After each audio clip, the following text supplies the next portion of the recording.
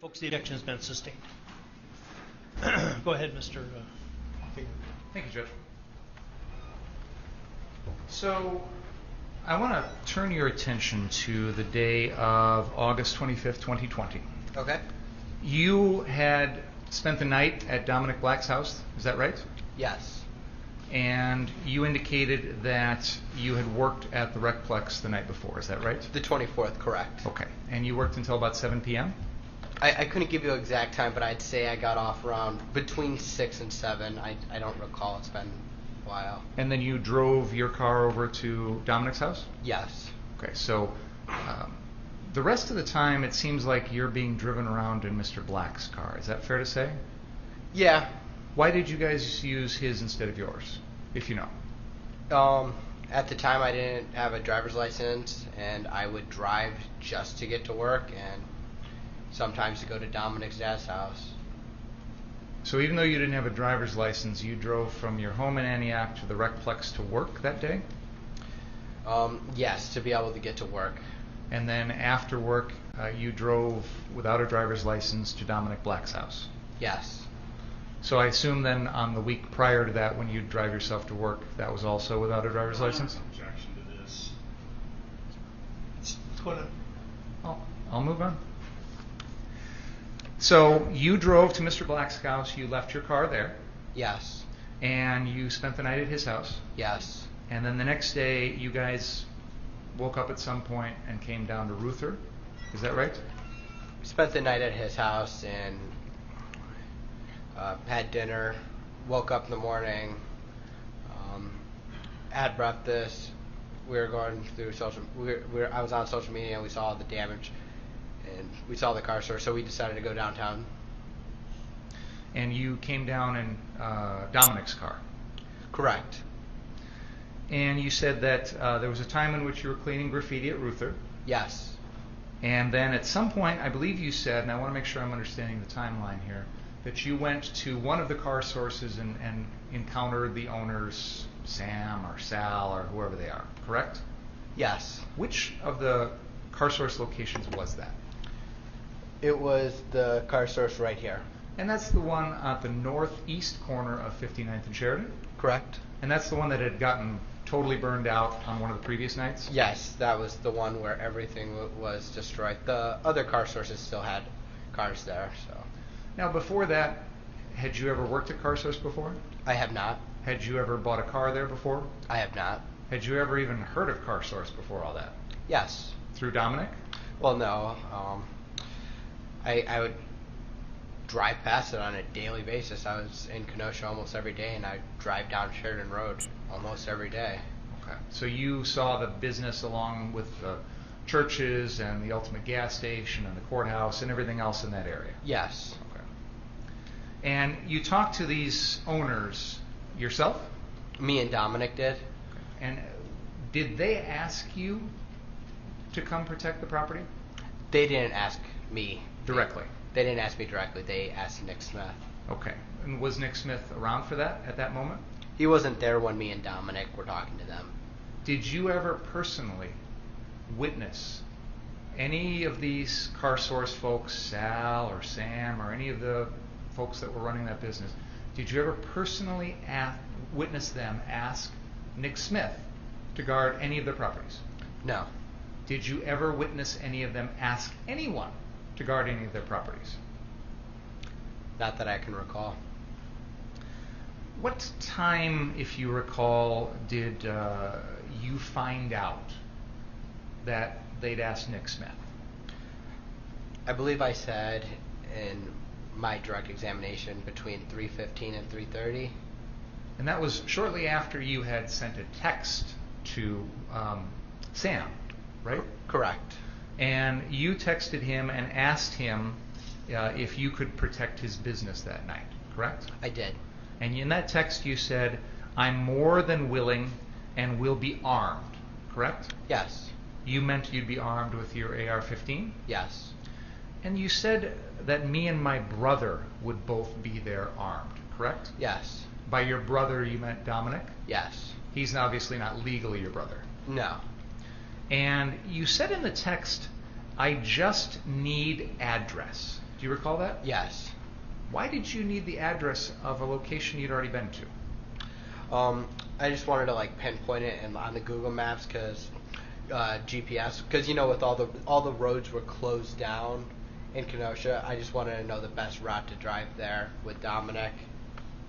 But you just told us that you drove past here every day up and down Sheridan. Why did you need GPS to help you find a place that you drive past every day?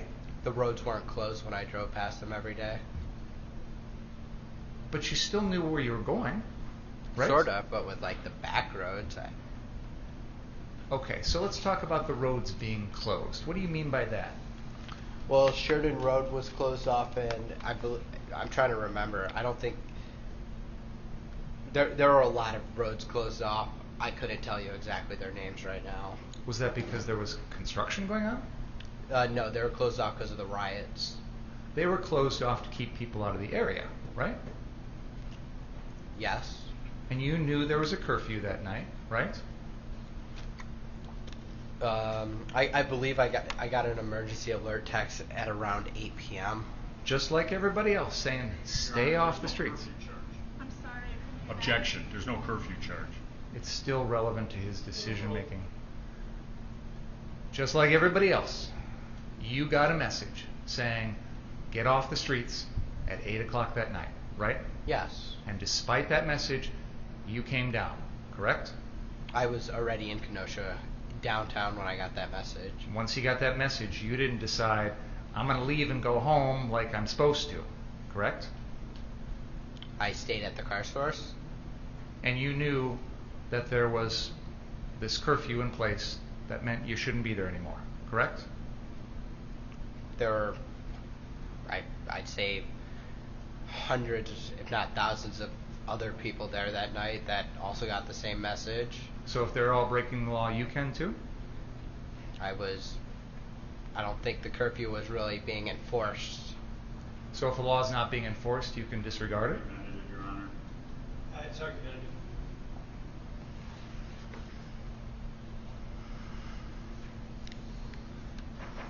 You said that there was a time in which Nick Smith asked you guys to drive him down to Chicago Correct. to buy a piece of body armor Correct. down by O'Hare. Correct. And you guys were willing to do that at first. Dominic was willing to do it. It was more of Dominic's thing because Nick Smith was going to throw in like $20 to Dominic when he bought it for like gas. So Nick Smith was going to pay $20 for the gas to drive down to O'Hare where Nick Smith was planning on buying this body armor. Yes. And he needed that the idea was the body armor would be used that night, correct? I believe so. That's why there was some urgency about going down right away, right? Yeah. This was part of the plan to come down to downtown that night, right? He wanted to go to O'Hare to buy the body armor, so yes. Do you understand my question?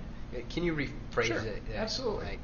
The urgency to get that body armor that day was because he needed it for that night, right? Well, I wouldn't say he needed it, but he wanted it.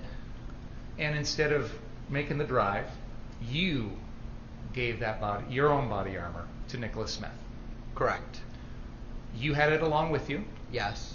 You brought it along with you that day because you thought you might need it yourself that night, correct? No, I kept it in my trunk of the car. I always had it. You drive around with body armor in the trunk of your car regularly? Well, it was just in the back of my trunk. I never really took it out. And you said at some point that day you went to Jelinski's. That's the hunting goods, fishing store out on Highway 31 and 52nd Street to buy a couple of slings. Is that right? That's correct. And this was one sling for you and one for Dominic, right? Yes. And you bought two of the identical type of sling, correct? Yes, the cheapest ones they had. And that's a single point sling, meaning it attaches to the gun in one location, correct? Yes. And then it wraps around your body, correct? Yes. And it's designed to help you retain possession of that weapon, correct? You'd probably know more about them than I do. I just got it to hold the rifle. So when I'm doing medical aid, I don't have to sit on the ground and have to worry about it being stolen. Because you realized that you couldn't have that gun on you while you're doing any sort of medical aid, correct?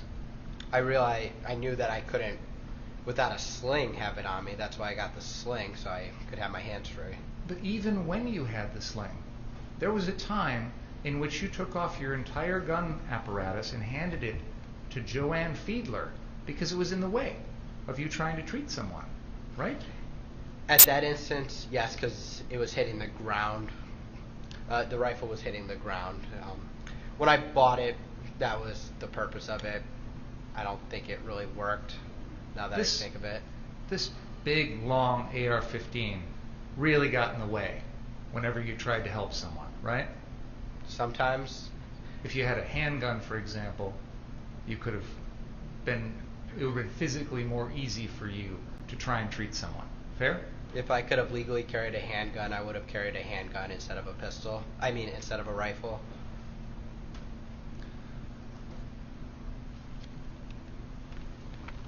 You grabbed some medical supplies from Dominic Black's house before you came downtown that night, correct? I grabbed extra gauze, but that's about it.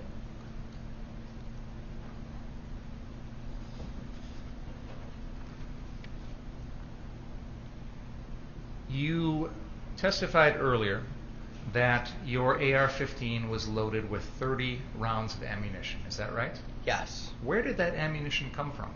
That was from our last trip up north, from May, the time we took it up north. So when the gun was left at Dominic Black's house, it had that ammunition with it?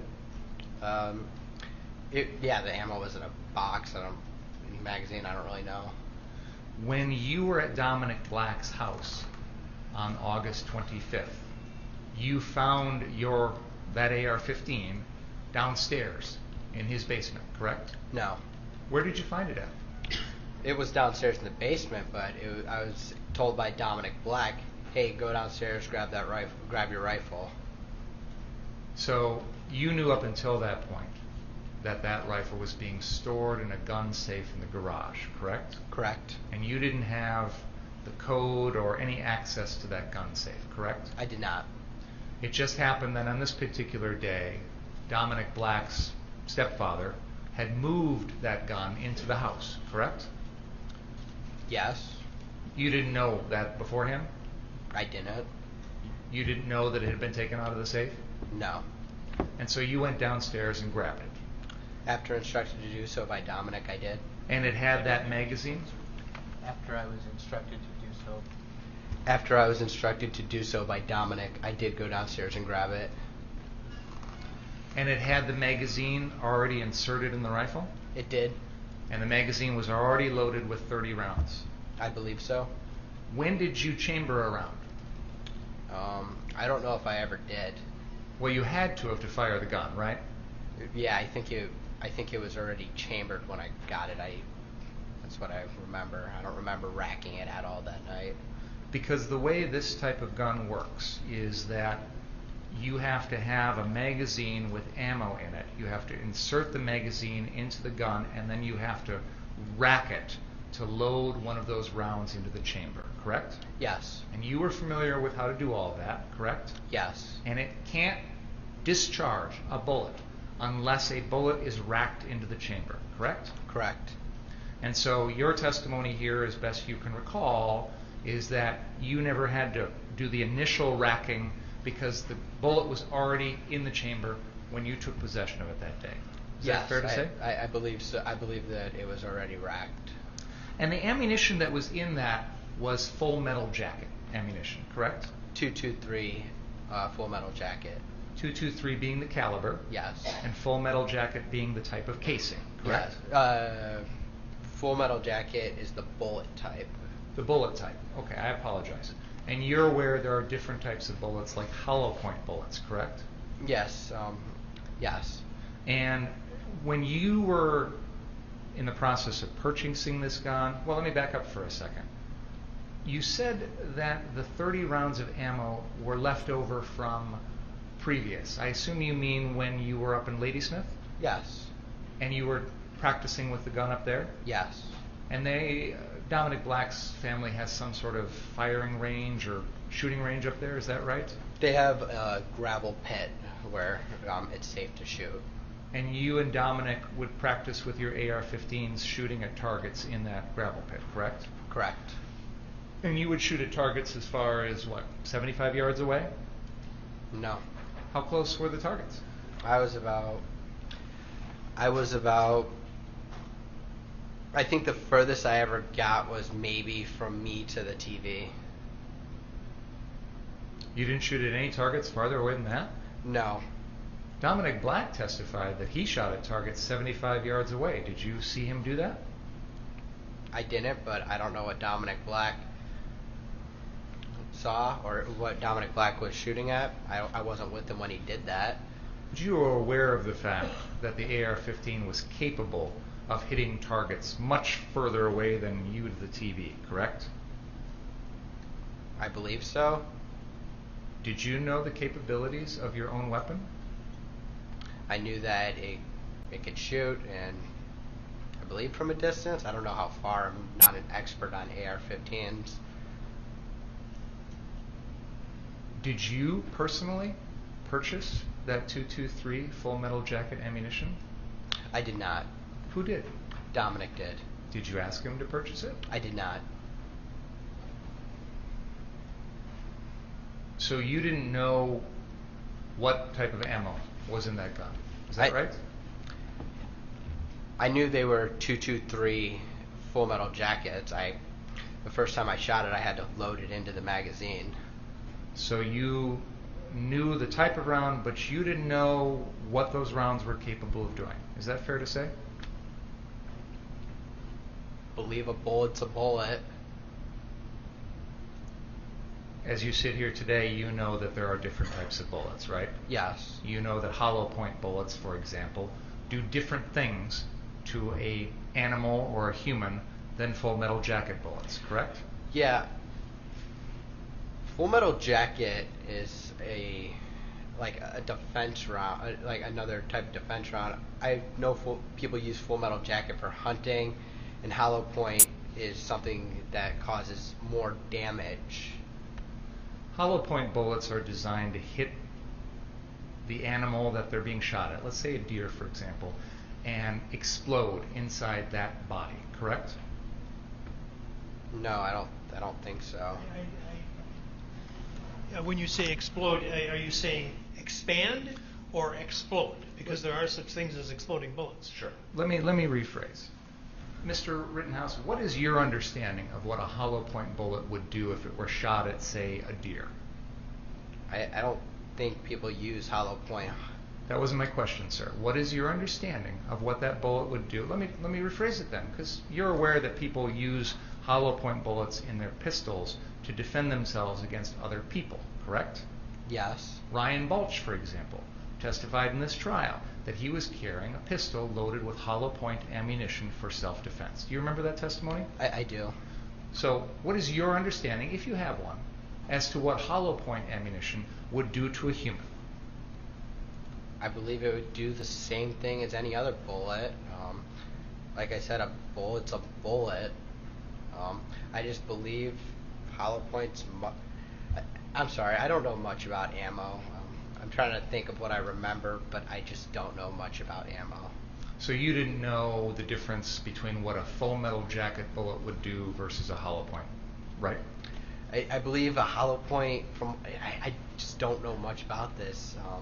I believe a hollow point would cause more damage to the first target, but it wouldn't continue through to any other targets, right? I don't know the answer Whereas to that. a full metal jacket bullet is specifically designed to continue through its first target and keep flying, correct?